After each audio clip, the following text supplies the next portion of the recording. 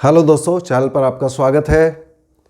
आज हम वृषभ लगन में मंगल देवता के प्रभाव की बात करेंगे और देखेंगे कि यदि हमारी मंगल देवता की दशांतर दशा चल रही है तब हमें क्या करना चाहिए जिससे उनके और भी अच्छे रिजल्ट्स हमको मिल सकें।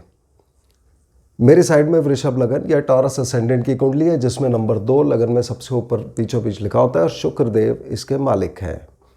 शुक्रदेव ने मंगल देवता को इस कुंडली के अंदर 7वां भाव दिया जहां नंबर 8 लिखा हुआ है, जो वृश्चिक राशि है इसके मालिक मंगल देवता होते हैं, और 12वां भाव दिया जहां नंबर 1 लिखा हुआ है जो मेष राशि है इसके मालिक भी मंगल देवता होते हैं। तो मंगल देवता इस कुंडली में 7वें और 12वें भाव के मालिक हो गए।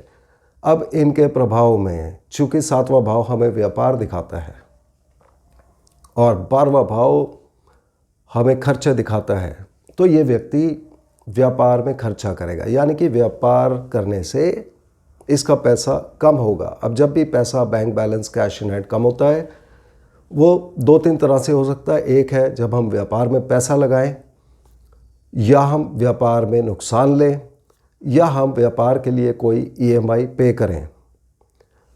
चूंकि 12वां भाव विदेश और हॉस्पिटल, जेल, पागलखाना भी दिखाता है, तो यदि व्यक्ति का व्यापार इन सब चीज़ों से, विदेश से जुड़ा होगा, हॉस्पिटल से जुड़ा होगा, जेल, पागलखाना इत्यादि इस तरह की जगहों से जुड़ा होगा, तब इस व्यक्ति को अपने व्यापार में फ़ायदा होने की उम्मीद हो जाती है।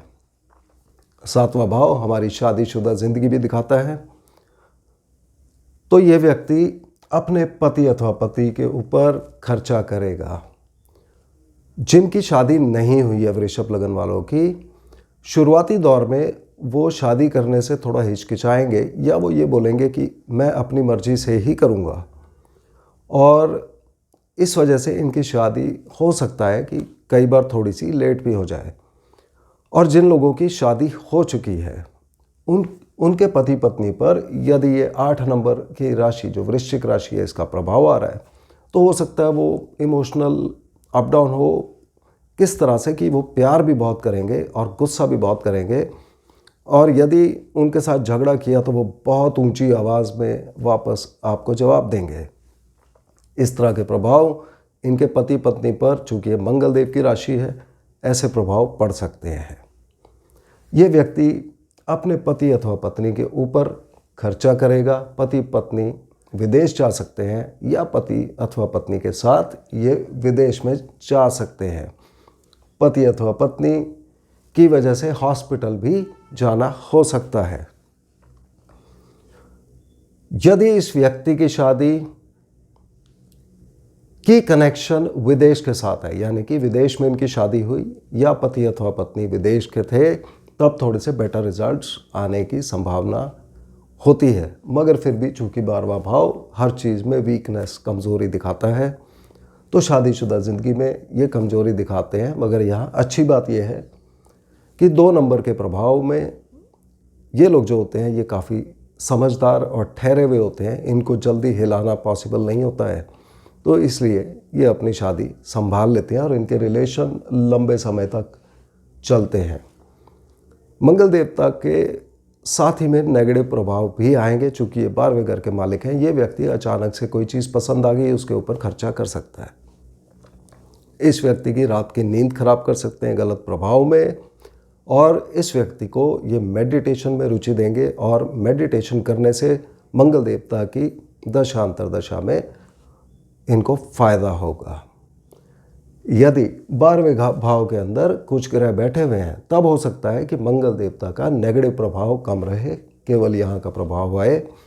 और यदि यहाँ पर ज़्यादा ग्रह बैठे हुए हैं, 2-3 ग्रह, और यहाँ पर कोई नहीं है, तब ये हो सकता है कि ये खर्चा इत्यादि, विदेश इत्यादि के प्रभाव मंगल देवता ज़्यादा दें।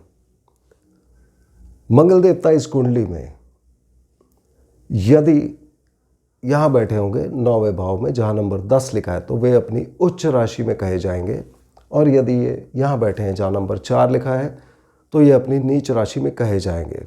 मंगल देवता के अच्छे प्रभाव तभी आएंगे जब ये कुंडली में किसी अच्छे स्थान पर बैठे होंगे, और यदि इनके ऊपर दूसरे ग्रहों का प्रभाव, दृष्टि, युति इत्यादि के द्वारा गलत प्रभाव आ रहा है, तब ये इन सब चीज़ों के रिगार्डिंग गलत इफ़ेक्ट देना शुरू कर देंगे, नेगेटिव रिजल्ट्स यहाँ पर दे सकते हैं। मंगल देवता नेगेटिव प्रभाव में इस व्यक्ति को चोट चपेट दे सकते हैं, चोट इत्यादि की वजह से हॉस्पिटल जाना पड़ सकता है।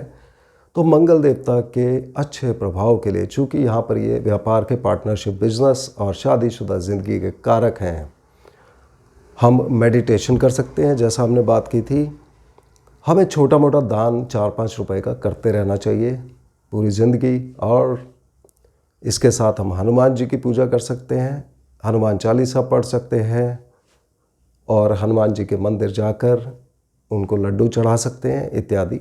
ये सब बहुत इनके उपाय होते हैं। तो मुझे उम्मीद है आपको वृषभ लगन में मंगल देवता का क्या प्रभाव होगा और क्या उपाय करने हैं ये समझ आ गया होगा। अगले वीडियो में हम फिर मिलते हैं, तब तक के लिए धन्यवाद।